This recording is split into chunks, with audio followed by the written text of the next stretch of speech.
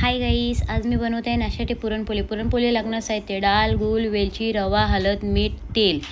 मी डाळ मस्त की रात्रभर पाण्यात फुगत टाकली होती. त्यानंतर बघू शकता तुम्ही डाळ आपली मस्त की फुगली आहे, जेणेकरून आपली डाळ लवकर शिजते.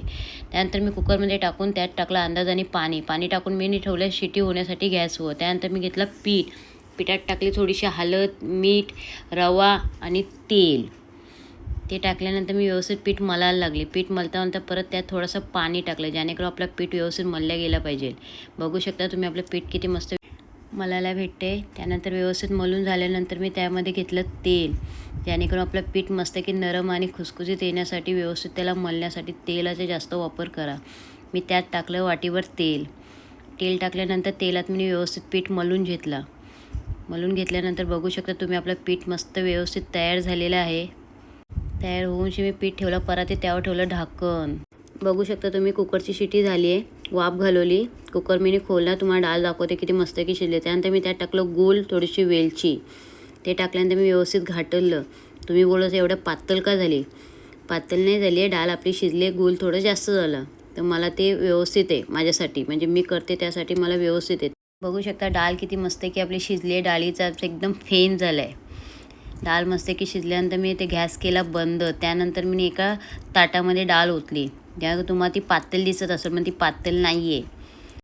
नंतर ओतून झाल्यानंतर मी ते थंड करण्यासाठी ठेवले. थंड करता करता माझी डाळ बघू शकता तुम्ही घट्ट झालेली आहे. ती गरम होती म्हणून तुम्हाला ते एकदम पातळ वाटत होते. त्यानंतर मी घेतली चालणीत मी टाकली डाळ लागली मी किसायला.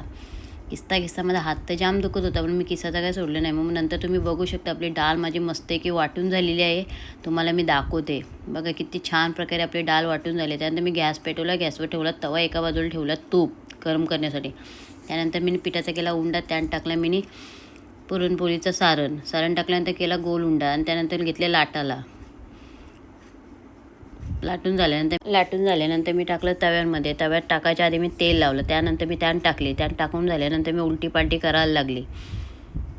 बघू शकता तुम्ही आपली पुरणपोळी.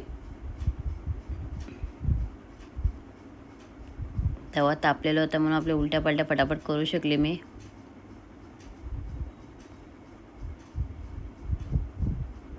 त्यानंतर मी पटापट लाटून झाल्यानंतर पटापट भाजायला आले, कारण जेणेकरून माझा तवा तापलेला होता. बघू शकता आपल्या पुरणपोळ्या मस्तपैकी होत चाललेल्या आहेत. माझ्या 1-2 पुरणपोळ्या फुगल्या नाही, कारण मी जास्त पातळ लाटल्या होत्या म्हणून त्या फुगल्या नाही. पण माझ्या काही सगळ्या पुरणपोळ्या फुगल्या मस्तपैकी.